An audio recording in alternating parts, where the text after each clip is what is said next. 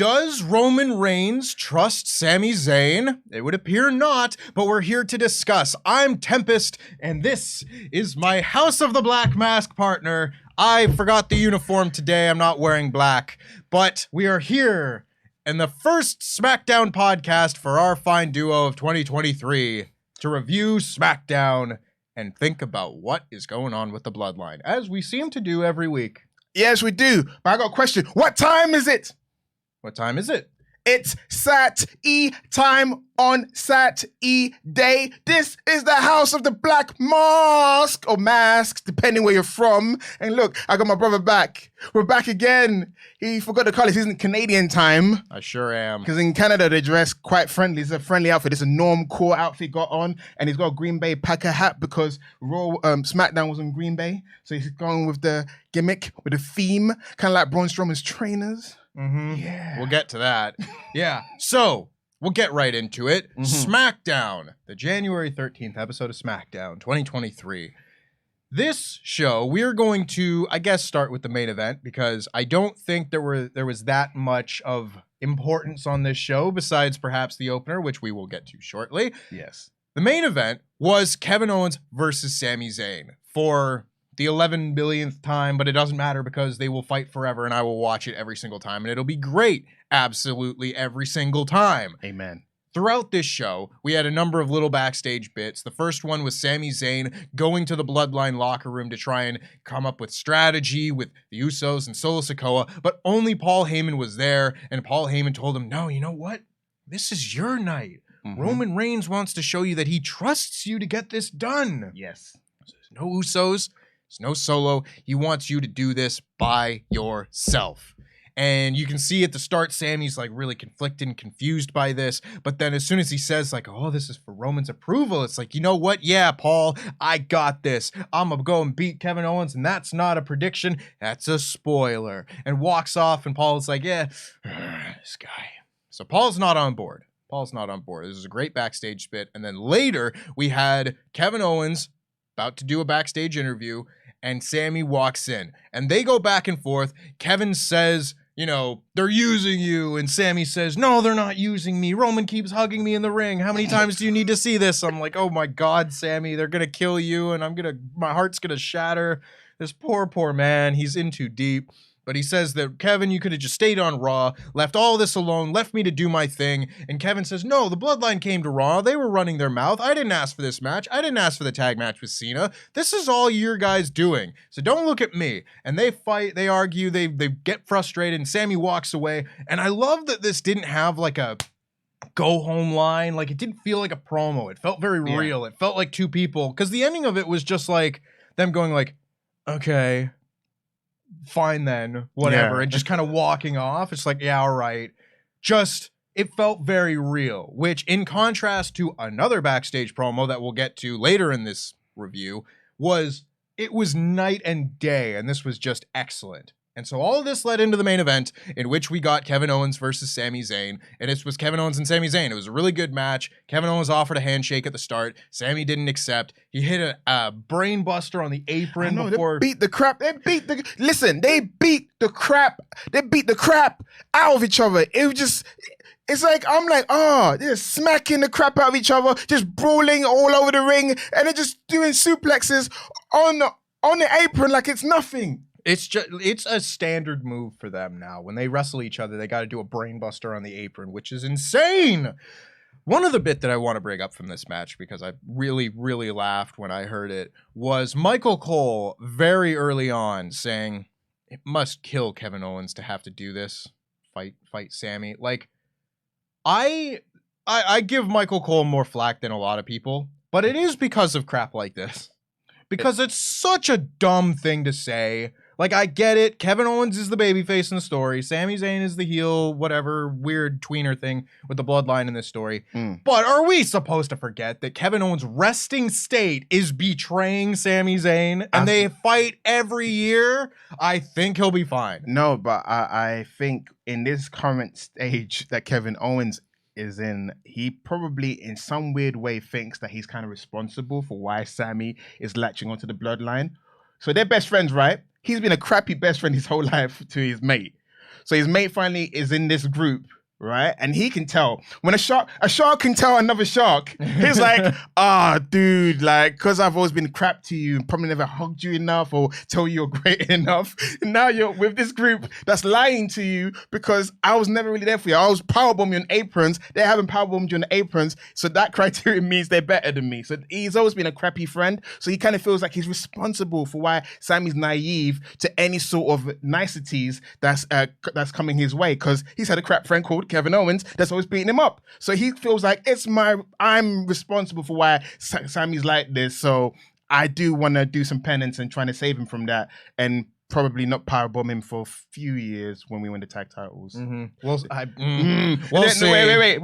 I can ready. Okay, prediction spoilers. So when KO and Sami do lose the tag titles, expect Kevin Owens to powerbomb him on the apron, right? 100%. Yeah. Sami Zayn's getting powerbombed on the apron by the end of 2023. I would almost guarantee or 2024. Keep the title a bit longer. Like I don't think it lasts that long. Ooh, okay. I don't think it lasts that long. But regardless, this match was fantastic. They exchanged like all the big moves, the Sami Zayn, Kevin Owens moves. You know what they are. The Blue Thunder Bomb, half and half suplexes, big splash, Swanton Bomb, the Avalanche, Fisherman's Buster, and then Kevin Owens gets hit with another. I really like this spot because early in the match, Sami hits the half and half suplex, and Kevin just pops up and hits a clothesline. Really good spot. It's the double down thing. Really good. And then later in the match, Sami goes and hits another half and half suplex, and Kevin pops up again, goes to hit the lariat a second time, but Sami ducks this time and hits another half and half suplex to set up the finish. Just, very, very simple stuff, but I love it.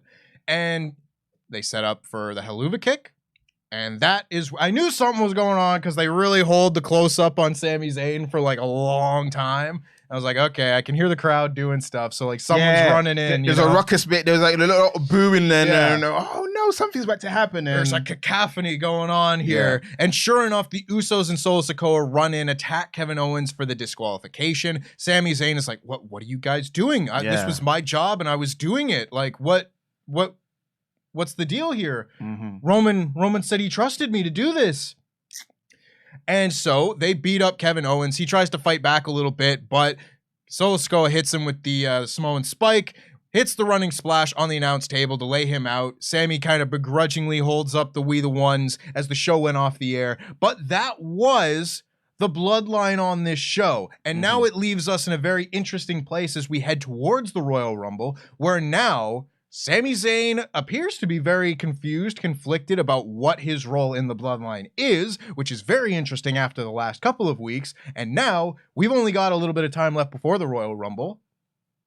What happens in the match with Kevin Owens? Are we going to get a Kenny Omega, Kota Ibushi moment with AJ Styles and all that, where they look at each other and there's something going on and Sami can make a decision whether to help Roman or help Kevin, and he freezes. And then just that amount of time allows somebody to recover and do something. I don't know what we're going to get, but this is very intriguing stuff. This was by far the highlight of the show to me. Yeah, I like the fact that Sami Zayn, even though like the bloodline was there and they came to help him, he himself had pride to prove himself to the tribal chief. He didn't want the help because he didn't want to feel like he's a hindrance or he's a weak link in the group, because that's not how it's starting to appear now. Because, Sami Zayn is also a paranoid conspiracy theorist. Let's not forget that. That's the part of his character. So it could be like Sami could be thinking to himself, if they can't trust me to finish this job, then they must think I'm weak. And then knowing Sami's the kind of guy that he likes to overcompensate. So he may try to overcompensate his loyalty to Roman, which may cost him or annoy Roman during the Royal Rumble. I could see Sami thinking, if I just hit Kevin Owens with this chair, it's gonna, and then I can probably see that he hits the chair on Roman by accident and giving that long 2.5 count, and Roman wins in the end, but Roman still remembers, you nearly cost me the title. Can you imagine that spot? Because we haven't had that, like, you have effed up now, Sami. Yes. You haven't had that moment. Like, they've had the little bits here and there where, like, they'll lose a match and they're arguing, and then Roman Reigns comes out and they're all like, the boss is here. But you haven't seen a mistake like that. I feel like it's coming. I feel like Sami's gonna double down in trying to over ingratiate himself to the tribal chief, and that's going to lead him being overzealous, because Roman doesn't like overzealousness. He likes his space and he doesn't like people doing weird things, and Sammy's quirky and can be awkward as well. So it's going to lead to him doing something that's going to annoy and piss off the tribal chief. But until then, we're going to continue seeing the development of his storyline, which is now starting to be the downfall of Sami Zayn, because we've seen the peak. I think Survivor Series was the peak of him being in a group and them accepting him. But now we're going to see all the things fall into place, because his main usage is to get to Kevin Owens. And if he can't help them with that, then that's when they're going to annihilate him. I'm about to say Casino, but Goodfellas style. It's also Casino. He's Joe Pesci, basically. Either way, he's Joe Pesci. He's gonna get it either way. Well, that's the thing, right? Well, Roman likes people who follow orders. They don't think for themselves. And all of a sudden, if you start doing that, even if it's for the benefit of the bloodline, then you're stepping out of line a little bit.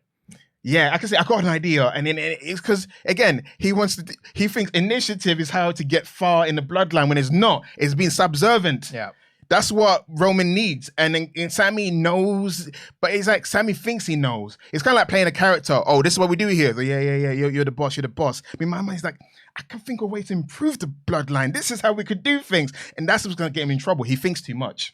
Yeah, you think too much. You never shut up. I said you think too much. It was a good match. That was the thing. It's like, this was not close to the best match that Kevin Owens and Sami Zayn have had together, but it was still like, oh, there's the best match on the show. There's the best thing. It's a TV match. I don't know. You know what? For me, it's almost a close draw between the Gunther and Braun match, because that was really good. Because we're gonna get to it eventually, but yeah, those were two standout matches. Yep. I feel like it helped bookend the show, even though it wasn't memorable per se. But you had a lot of development in certain areas, especially in other areas. And Rey Mysterio and Karrion Kross we'll get to later on. But yeah, I like both matches that start off and finish the show. The start and the end of the show were definitely the highlights of it. This match in particular, they sacrificed match quality with the finish and everything, but it was a situation where obviously this DQ finish is not just, we can't think of a winner DQ.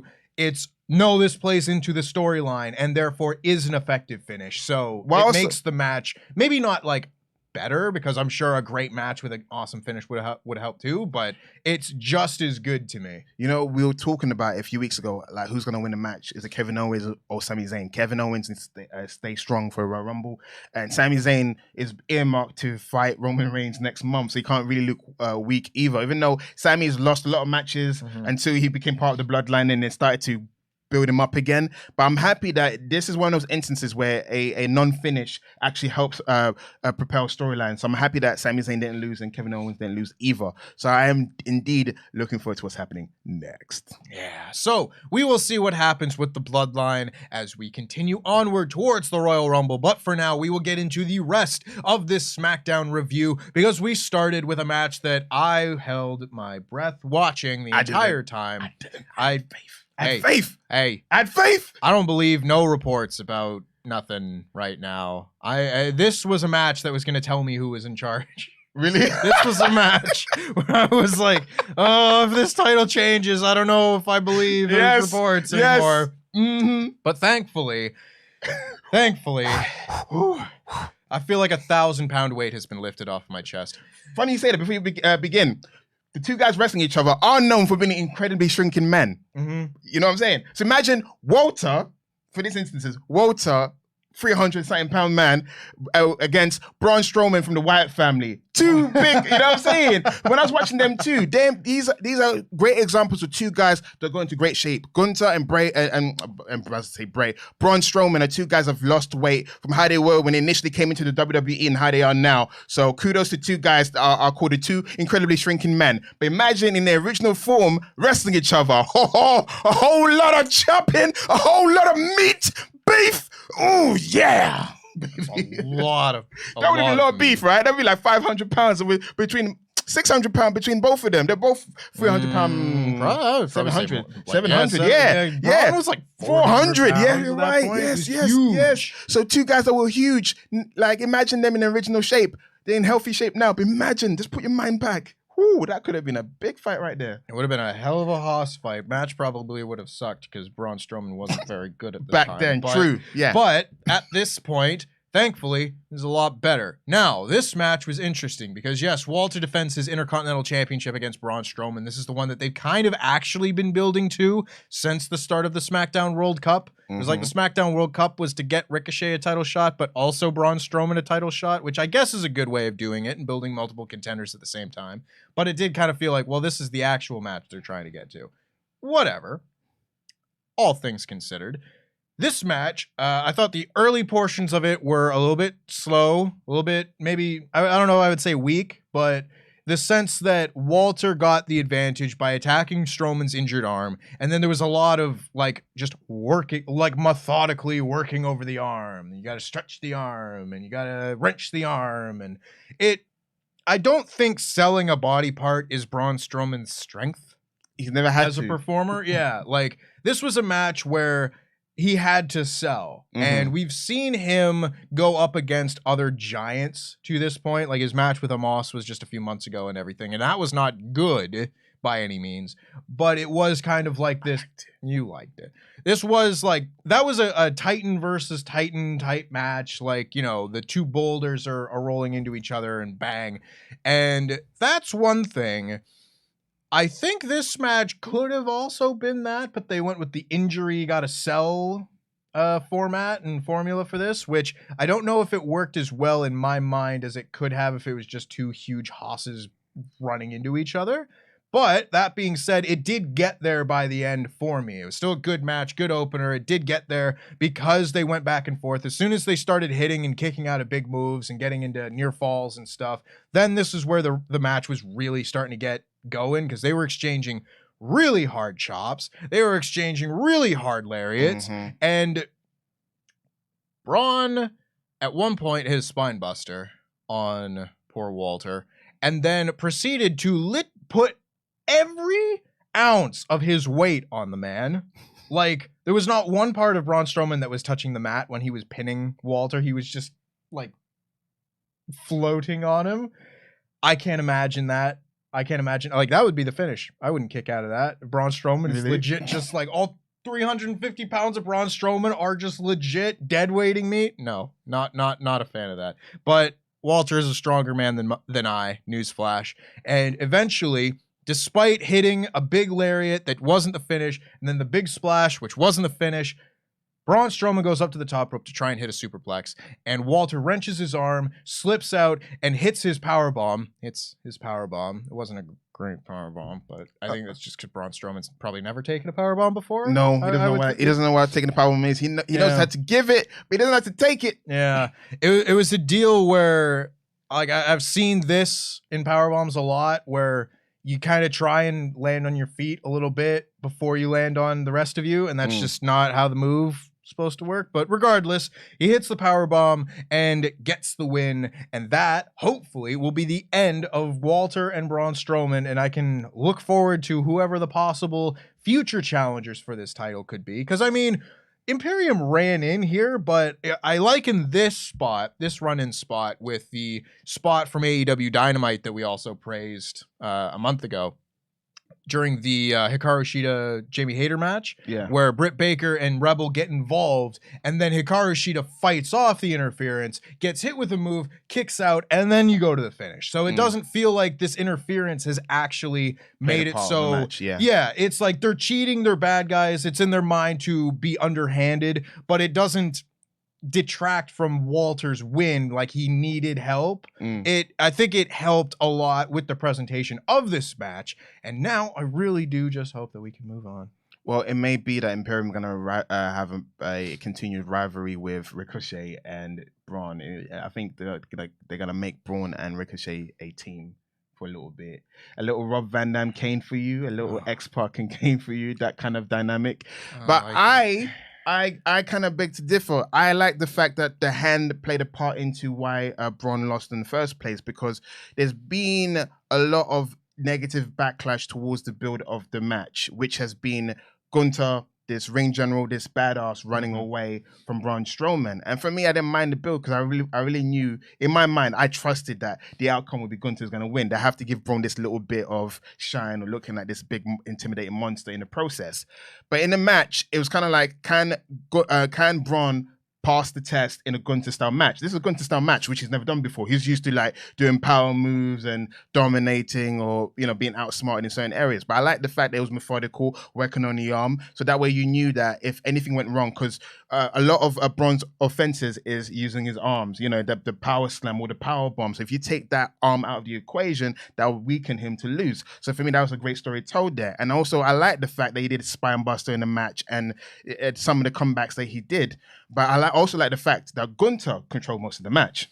It was mostly a Gunther a showcase, and Braun had to work on selling and being slightly the underdog in the match, which he wasn't up until that match. That's kind of shocking because you haven't seen any instances where Gunther can take out Braun into this very match. And I guess maybe all the weeks was Gunther thinking, how can I get this guy? How can I get this guy? And when the match came, he showed who was a true giant in that match, or the true badass in that match. So yeah, for me, it was the best performance I've seen from Braun since his match with Omos. He's been having decent matches since he's come back. Compared to his last run, I liked it. You know, everyone's entitled to their opinions. I'm of one is like, if it's not bad, it's good, better than you expect. That's a good job with me. And I feel like he did well in this match. And the match with Omos was decent. And it's Omos. They both did decent. Watch that match in Saudi Arabia. I don't think I will. But I agree with some. I disagree with others. Just because, like, this was a match that, again, was... I was also very worried because they were giving Strowman the real, like, hometown treatment. Is he from? He lives in Green Bay. I'm about to say from Green Bay. He's a South guy. Yeah. Not mid-South guy, but right. He's a Southern boy. But he was got this. He was wearing the Green Bay Packer boots. They said "Go Pack Go" before the match. Michael Cole began saying that like Strowman was dedicating this match or something of that sort to a young fan who had passed away in a Green Bay parade a year ago, right, and things like that. And I'm sitting there and I was like, this is very touching, but it is making me worried. You know what I mean? No. I was like, they're laying it on thick. I know. And I like, and it didn't end up happening, so all is well. It was Shawn Michaels beating British Bulldog with British Bulldog's sick sister in the crowd kind of instance, yeah? That is, yeah. I mean, right? That was tasteless. I don't know. I just thought the early portions of the match weren't as exciting as they could have been because of the way that they chose to do it. And it's like, you can sacrifice that to try and do something different, but that's just me. Just me, Nick. Also, the only person that when I hear Green Bay, Wisconsin, Mr. Kennedy, Mr. Anderson. Bay, Wisconsin. Exactly.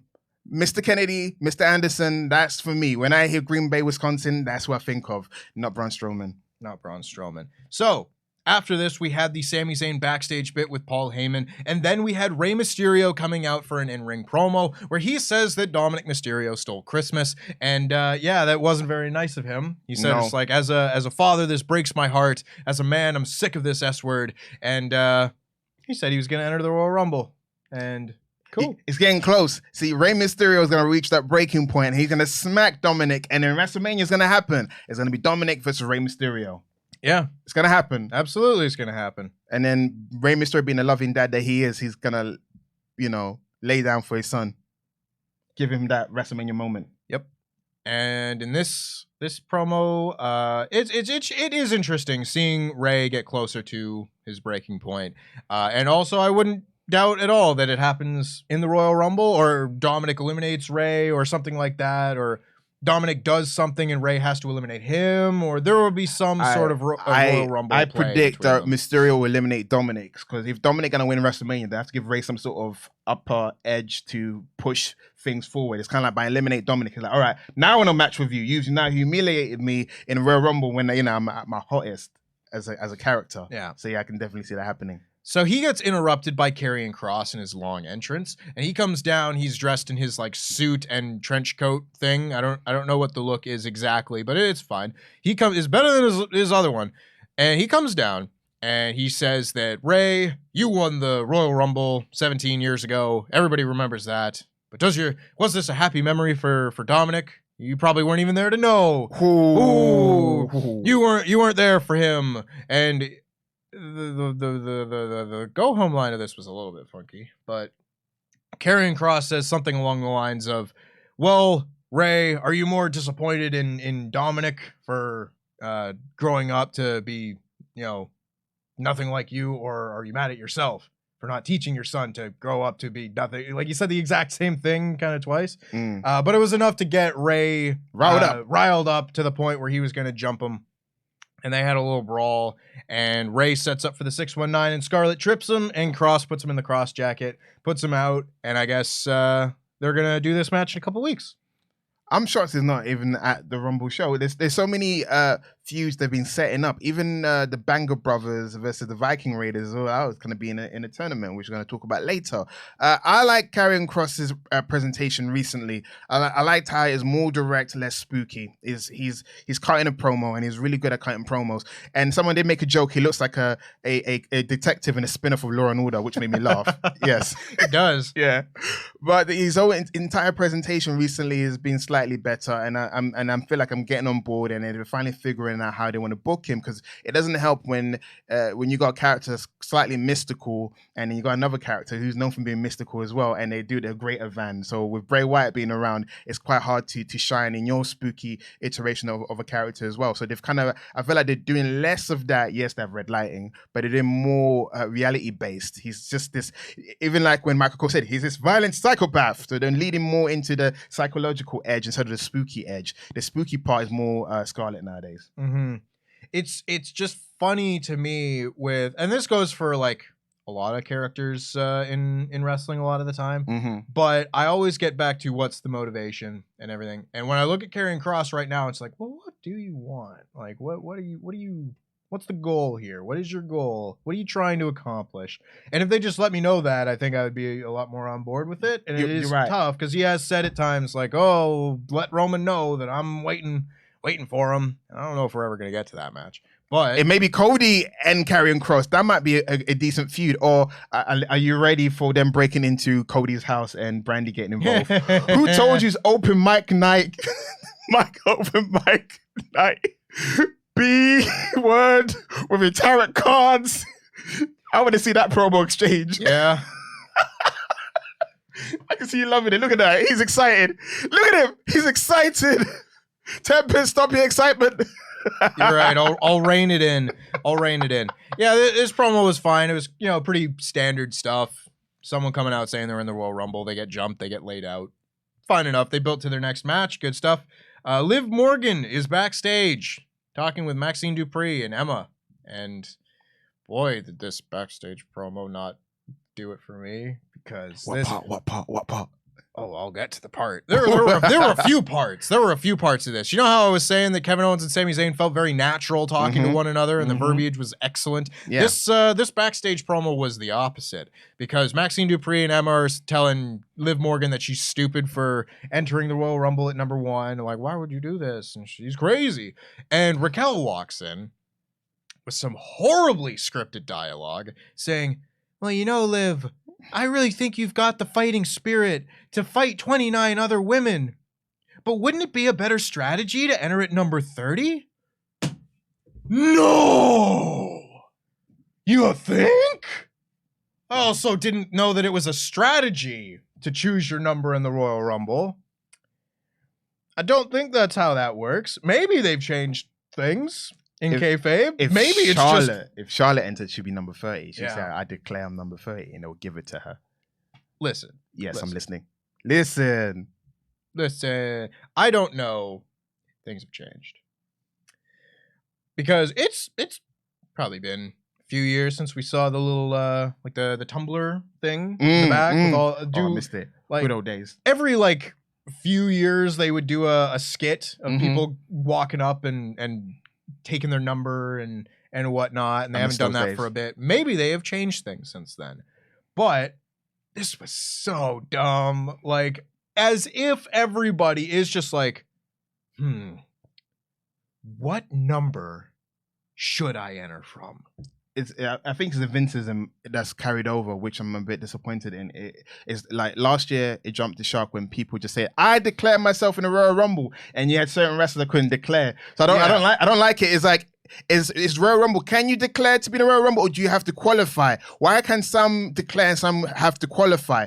Okay, I don't mind if it's like main eventers can declare, like Bobby Lashley can declare because he's a former WWE champion. But you get people that have not been reached that level declaring, and then you got someone like Sonya Deville like, "What you saying? I have to go into the Royal Rumble in order to do this?" And then Adam Pearce like, "Yeah, but like does she not have to qualify to get in the Rumble? Can she?" That's the thing. I'll give you that. Usually I don't like to rag on things, but you're right in that instance where there's a lack of consistency in what the Royal Rumble is or how to qualify, because you have qualifying matches, then sometimes you don't find out to the actual day what number you are, and if they're going to do it beforehand, at least like you said, use the tumbler. I think that'll be more exciting doing tumblers and seeing people's reaction, like, that's the number I got, that's the number I got. Or if Liv Morgan had to do a match where if she won, she is number one, that would have been more entertaining, that she actually fights for the number one entrant spot. Yeah, I mean, like, there are some instances of this where it's like, yeah, I think it's fine if somebody gets assigned the number one entry or declares like, I want to prove myself, I'm gonna enter at number one, and the person in charge can be like,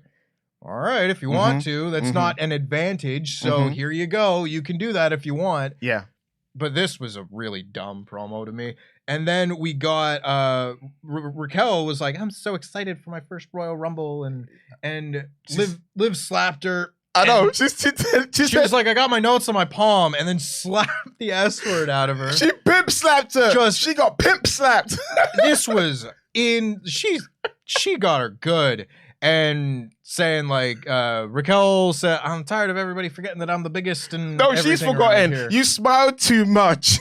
You never shut up. I say you smiled too much and you never frown on the main roster. But yeah, I'm about to say, this is back to, I think the issue is, I like the new Liv Morgan because she finally has motivation and you finally figure out what her character is. How they used to book her before, which was the crybaby babyface that never wins anything.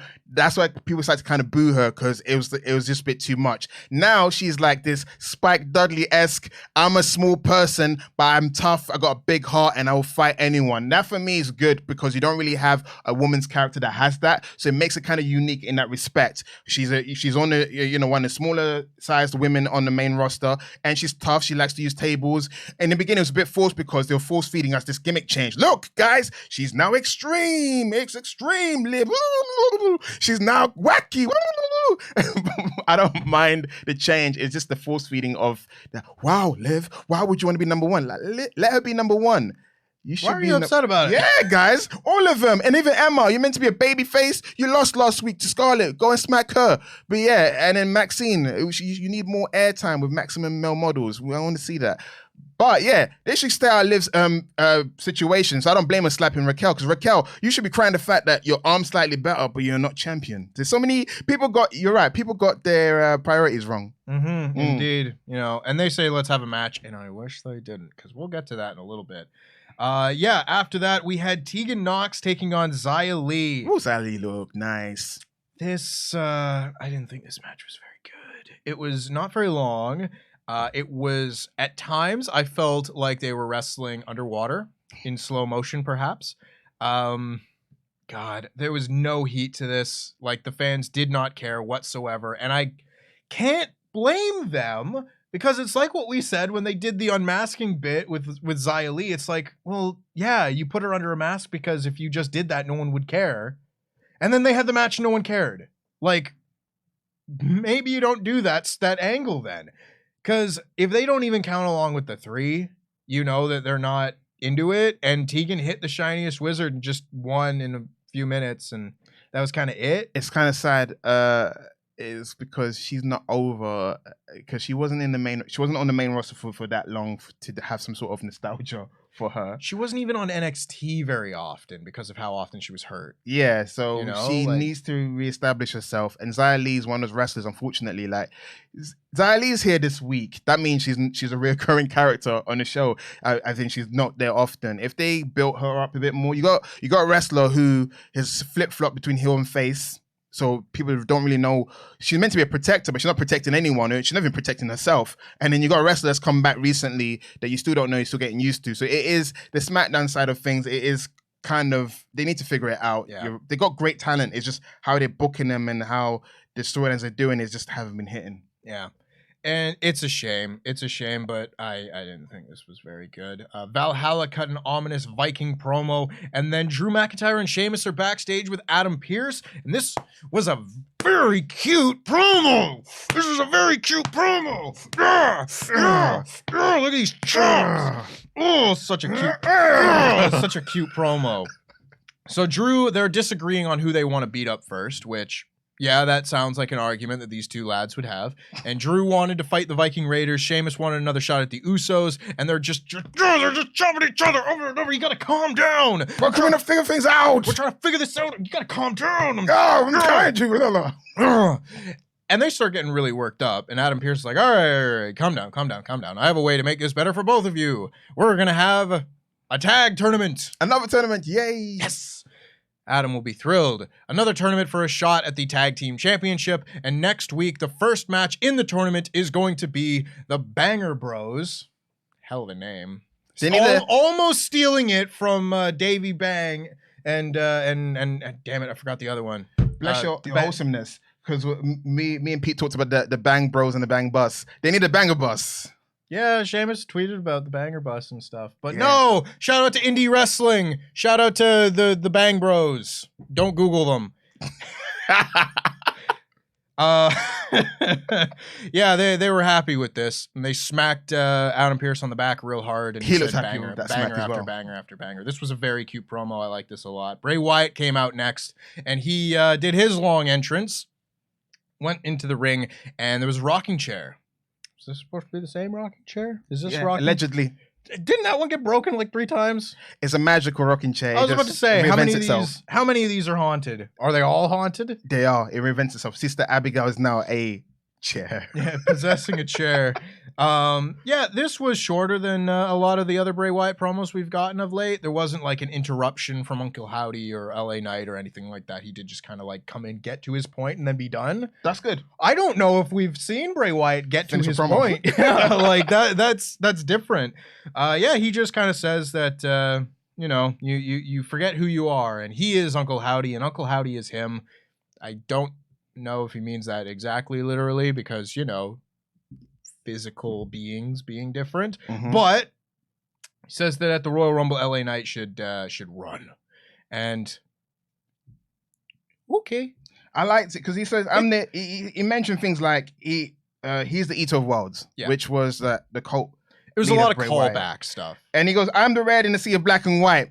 What did the Fiend like being bathed in? He liked being bathed in red. So that is talking about the Fiend. And he goes, he's Uncle Howdy. I'm like, interesting. It's like, I've never seen him be Uncle Howdy before, but then is that like a spiritual being is Uncle Howdy internally in his soul? So, and also when he says he's him. Now for people that is into, esoteric things, him is also an acronym for His Imperial Majesty. Feel free to Google that, and you find out who His Imperial Majesty is. Is he calling himself the devil? Because it's him in exclamation. Is him in HIM, and it's in your face is bold. So is he calling himself the devil? I don't know. That's the thing. Like, as far as Bray Wyatt promos go, I thought this was one of his better ones since coming back, just because it was kind of like succinct. It was, It was tight. It didn't feel like he was rambly at all. He got to his point, made his point, moved on. That was good. The only problem I think with this is like, I'm not currently looking forward to the match at the Rumble because I don't know what it is. I think once it starts, I am then kind of more willing to be like, okay, let's see what this is. Oh, okay, it's not a ridiculous idea. And then we watch it and it's fine. And, I'm willing to give it a chance, but at the time when I just hear the pitch black Mountain Dew match or whatever. It's Mountain Dew sponsored. You're going to sponsor a match. You sponsor Bray Wyatt's match. The Mountain Dew pitch black match. I hear that and I go, okay, that sounds kind of dumb. So it makes me less interested in it going forward, but I will give it a chance when we get to that point. So it also sounds like at the Royal Rumble, we're going to get to the point of Bray Wyatt's return. He's been rehabbing his image, as he's saying, but I think we've been getting to another breaking point, which is the Bray Wyatt breaking point of being the reformed Bray Wyatt who doesn't want to be evil anymore. There's so much evil in his face, and at night is just this not innocent bystander. Is this bystander that's going to be a victim of what we're about to see? I do feel like the Bray Wyatt we're meant to see going to WrestleMania might start being unleashed at Royal Rumble. That's very exciting at the very least, because I feel like we have we've said a lot that it feels like we've needed to get to the point, speed things up a little bit. This, of course, is the first big show since Survivor Series, you know, so it would seem like this would be a good time to have a big character shift moment and then really kind of pick up the pace as we go towards WrestleMania. So I have that to cross my fingers and hope for, but we'll see. Also, do you think it's gonna be Uncle Howdy versus Bray Wyatt at WrestleMania Yeah, probably. for the soul of Alexa Bliss? I'm not even paying attention to the whole Alexa Bliss thing. I'm just ignoring it over on Raw. Yeah, we only focus on SmackDown stuff. Raw isn't canon to me. Lol. It's a completely different show. Yeah. So we then had the Sami Zayn and Kevin Owens backstage bit that we already talked about. Very good. We had Walter announcing that he is going to be entering the Royal Rumble match. And literally just hearing that, I was like, boy, the mental picture of Walter in a battle royal is strange.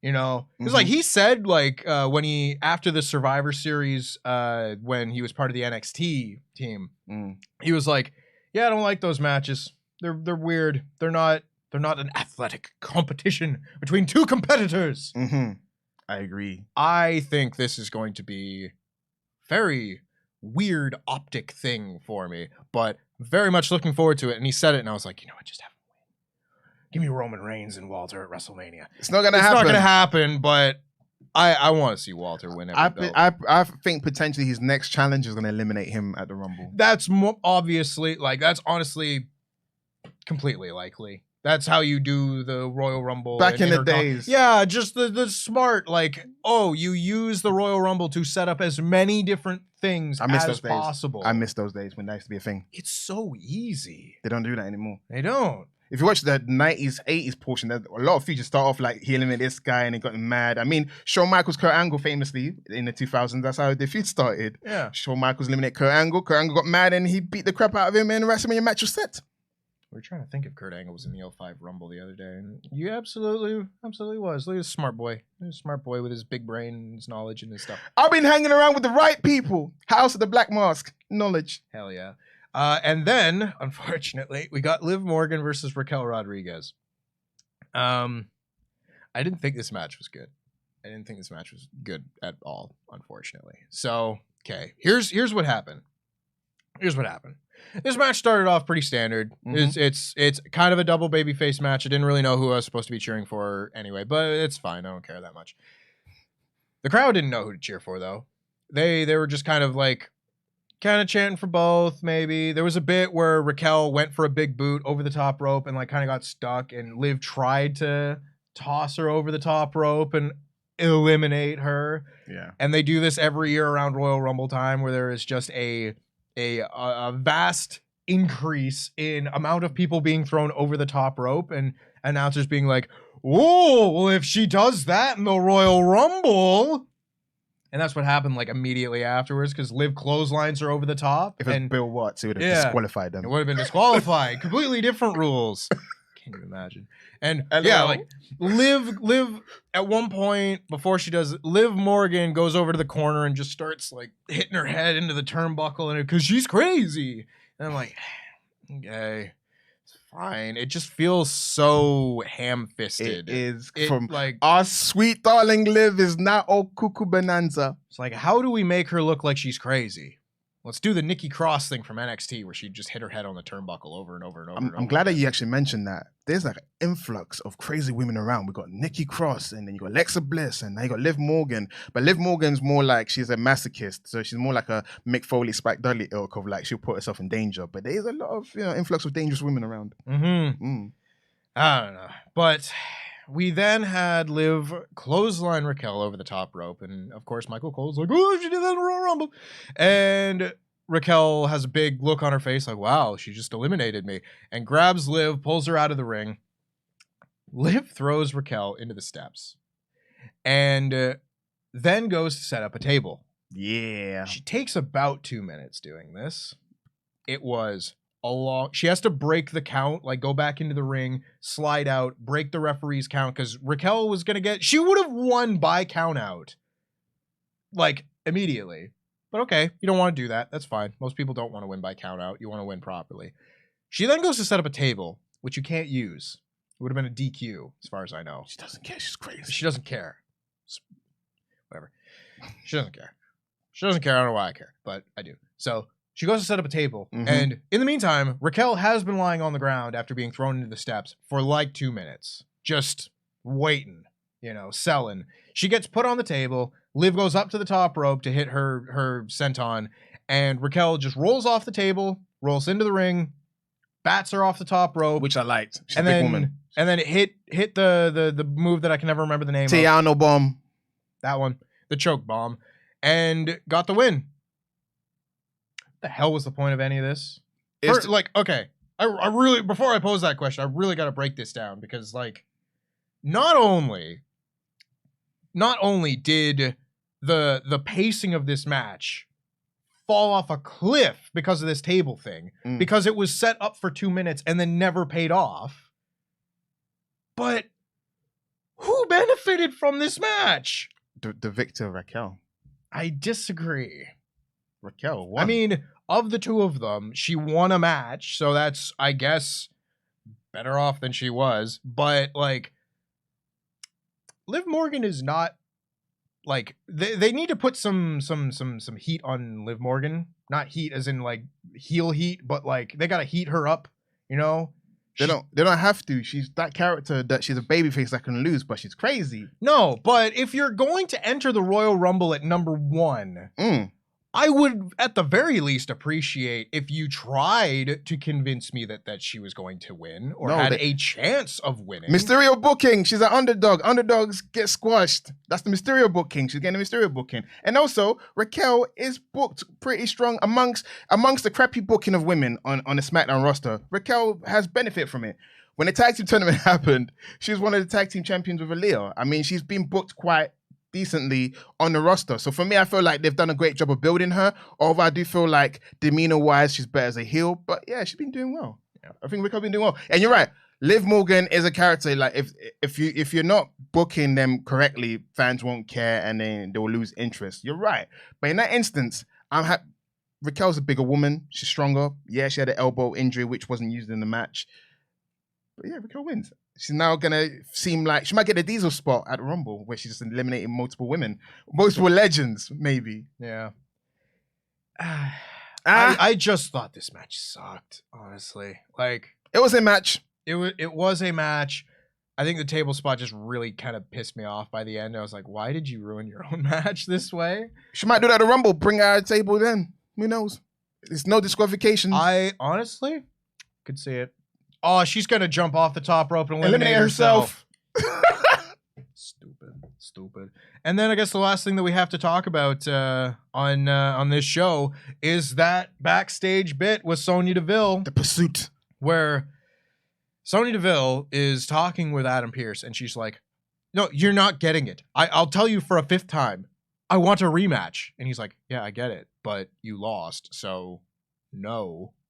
And she's like, oh, you're not getting it though. I want a rematch. And I was just like, I can't handle it. I get it. She's a heel. She's a heel. She's a heel. But she's a heel. I get her issue. It's like if Charlotte can come and demand things, I can demand things too. So I get your frustrations. But I'm there with you. That's what Adam Pearce said. That's what they brought up in this promo where she said exactly that. And he was like, yeah, but that you did exactly what Charlotte did. Charlotte came out and challenged Ronda Rousey. You came out and challenged Charlotte. But the difference is you lost. You're a loser. No. See, the thing is here, we wrestling fans remember, there's 2 things that happened. The most vital key component. Ronda Rousey had a match previously, so she was tired. Charlotte was not tired unless she was blown up from doing promos. So that wasn't the same thing. So what needs to happen is Charlotte needs to have a match, then Sonya challenges her afterwards, then it's the same thing. I'm just saying. Yeah, it sounds like Sonya's fault to me. Yeah, so she bad timing. Yeah, you're right. You know what? You're right. Yeah. We figured it out. Bad timing, Sonya. But she says, she's like, well, what do you want me to do? Go and earn a title shot? Like, you want me to enter the Royal Rumble and win? And he's like, yes, do that. And she's like, I'm not doing that. I'm going to go and get my rematch. Thank you. Bye. Leaves. Shortly thereafter, there was like a commercial in between things. And they cut to the back, and Charlotte and Sonya are just having a brawl. And I don't think it's a very great brawl, but it's fine. they're having to pull apart. The security's doing their best, and their best is not very good. And they keep doing this thing. They did it like at least twice in this segment in particular, where Charlotte gets the better of Sonya. Like, she has won the fight. Definitively, KO, game over. You have won, fatality. Throws her over a box. You hear the ding, ding, ding, ding, ding, ding, things Clatter. falling over, Yeah. the clatter. And she's like, all right, I'm done. I didn't start this fight. I'm done. I'm done. I'm done. And she just like, I'm done. I'm done. Nothing's going to happen to me. Oh, God. Who could have seen this coming? Not me, because I had my back turned. Yeah. It's kind of dumb. But they had to pull apart. I'm sure this will lead to another title match. On SmackDown In a week or two. That's fine. I would love if they could get a fight choreographer to teach some people how to do backstage brawls. But again, it's like, it's a nitpick. This was a difficult SmackDown for me because the main event and the intro were both very good. Really, really good. Which, again, doesn't help with this review because we were talking about the main event first and then the other good bit on the show. And then we just got a slog to get through. And a lot of that slog was the presentation of the women's division on this show. It sounds like you're eating a lot of crap sandwich. Yeah. Nice bread, everything in between, not nice. God. But what I took away from that entire exchange is, I guess they're all in on Charlotte Flair being a nice person at the moment. Because what's a great way to keep that sort of momentum of her being a nice person? Putting against a deplorable, despicable former authority figure called Sonya. The spiritual embodiment of Stephanie McMahon in power. Oh, Lord. Because that's what we need. That's what we need. I don't think you're wrong, but yeah. And that was SmackDown. Because then we had the main event of Kevin Owens and Sami Zayn, which was excellent. And I really, really enjoyed it. And I really enjoyed the two most important things on this show. So don't come at me. What did you think of the overall episode of SmackDown, Sat? What would you give this show? I'll give it a 3 or 2.5. I'd give it a 3 in my edited review. Yeah, I mean, we're getting closer to the Rumble. I mean, it's a bit of a slog at the moment because I think they're still trying to figure out pieces of what they want to do for the next few months. So we're probably figuring out all together in real time of what the main show, WrestleMania, shaping up, Elimination Chamber. But I'm just happy that the main points will across happened. Gunther, for now, is not going to be challenged for the Intercontinental title. He's going to a Rumble. We don't know what's happening next for Braun Strowman now that he lost. He'll be in the Rumble, I'm sure. Yeah. Sami Zayn is having conflicting thoughts. That's a dangerous Sami when he's overthinking things. So he's bound to do something reckless. So we're gonna see next week what happens there as well. And yeah, like you said, the women's division is sorting out. I think that was like the weak point in terms of the show, in terms of the promos and in terms of the matches. That needs to be improved on. And I hope this year they fix things for SmackDown. Really hope. I kind of would have hoped it maybe would have been by now, considering we are now kind of at like the 5-6 month mark of all this, you know, like when all the changes were starting to happen. I was like, oh, check in with me in like 6 months and I'll tell you how I'm feeling about it. I would like the SmackDown Women's Division to be a lot further along than it is right now. But regardless, I would give this show a 3 out of 5. I think you can go out of your way to see this Kevin Owens and Sami Zayn match because you know it's going to be great. You know that Walter's matches are going to be very fun. Those matches were the 2 matches that you need to see on the show. Yes. Go out of your way to see them. Otherwise, that pretty much wraps it up for us. Oh, and the Bray promo, if you're into Bray promos. If you like Bray promos, there's a Bray promo on this show. Otherwise, 2 quick plugs. Because first, we have new merch. We have lots of merch that's coming out. More wrestling merch. So make sure you go over to WrestleShop.com and check out all of the new merch. There's going to be merch ads floating about throughout the WrestleTalk news videos every once in a while. So make sure that you check those out. There's lots of lovely designs of all of the fine folk here. We need to get you some more shirts, sir. You were trying to get a few out of the box. We'll get you some more merch. Oh, do we? I thought you meant like personal WrestleTalk. No, we don't do that anymore. We don't. There's WrestleTalk merch, but we gotta get around to it. Yeah. I got some merch. Yeah. Mine was Jobber to the Stars. I like that. Yeah, one. that's a good one. Get yourself a Jobber to the Stars shirt. Otherwise, if you haven't already, make sure to go over to partsFUNknown and check out the latest edition of Survival Series, where all the people in the office try to name every single Royal Rumble winner. You're a wicked man, by the way. No, I'm You're not. a wicked man. No, I'm You're not. a wicked man. Greatest Royal Rumble does not count. You tell It does. to them. It does. It's in the By the Numbers video. Listen. They said it on this show. They said Braun Strowman was a Royal Rumble winner. Another thing. Okay, I'm a bit smarty pants. All right, this is me being smarty pants because all right. So if you start telling people name every WrestleMania, is WrestleMania Backlash one of them too? Is it though? That's a question. I hadn't thought of that. See, that's the stuff like you have to think. It's really important because WrestleMania is in the title. So is that a WrestleMania? I'm confused. I'll Are you deliberate. confused? WWE considers Braun Strowman a Royal Rumble winner, and that's good enough for me. Make sure you check out Survival Series on partsFUNknown. Until then, we will be back on Tuesday with our review of Monday Night Raw. That will be that'll be Luke Owen and Pete Quinnell. Make sure that you check into that. I have been Tempest. That has been Sat E. We are House of the Black Mask. We will see you next time.